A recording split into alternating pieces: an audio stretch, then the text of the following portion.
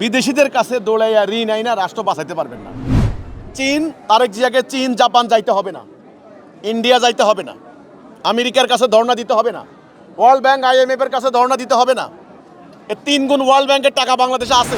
ভাই দেখেন, বিএনপি সরকার তো এখন তারেক জিয়া সাহেব উনি চেষ্টা করছেন দেশকে আগায়া নিয়ে যাওয়ার জন্য, এগিয়ে নিয়ে যাওয়ার, যে কোনো সরকার এটা করে।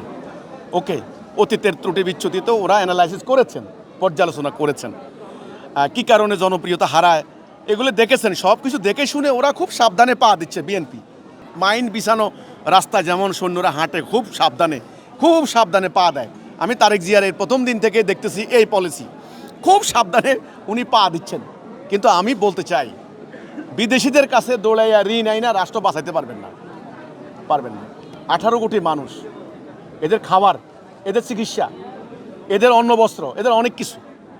এই 18 কোটি মানুষকে ঐক্যবদ্ধ করেন, এক করেন। এদের সম্পদ, এরা যদি বিদেশের সম্পদ পাচার করে আপনি কত ঋণ আনবেন? এরা যদি অফিসে ঘুষ খায় আপনি কত, সকাল 9টা বাজে সচিবালয় বই থেকে লাভ হবে না।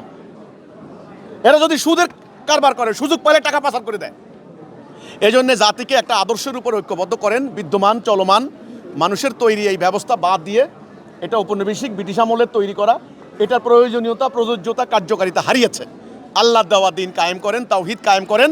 ইনশাআল্লাহ দেখবেন চীন, তারেক জিয়াকে চীন জাপান যাইতে হবে না, ইন্ডিয়া যাইতে হবে না, আমেরিকার কাছে ধর্ণা দিতে হবে না, ওয়ার্ল্ড ব্যাংক IMF এর কাছে ধর্ণা দিতে হবে না। এর 3 গুণ ওয়ার্ল্ড ব্যাংকের টাকা বাংলাদেশে আছে। এই মাটি উর্বর, এই মাটি অনুর্বর না, মরু না।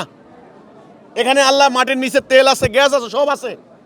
এখানে আশেপাশে মাছ আছে, শাকসবজি, ফল ফলাদি ভরপুর। এই জমিন 4 কোটি তরুণ তরুণী খুবই পরিশ্রমী, তারা ইনকাম করতে পারে। তারা যেহেতু কষ্ট করে টাকা রুজি করতে পারে, তারা কষ্ট করে দুনিয়াকে চালাইতেও পারে। লাগে একটা আদর্শ, কি লাগে? একটা আদর্শ।